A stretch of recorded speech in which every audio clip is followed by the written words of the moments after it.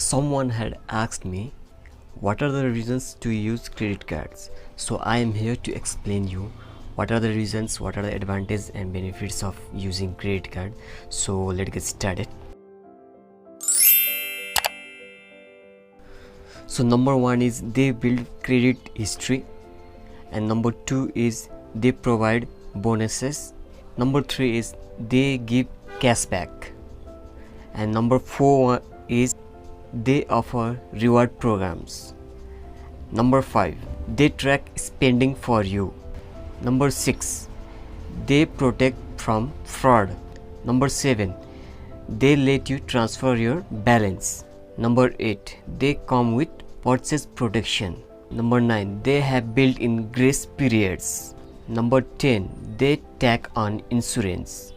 Number 11, they are universally accepted. And last one, the 12 number is they have pure fees. It is so sort of amount they take from the customers. So these 12 reasons are the reasons which we have to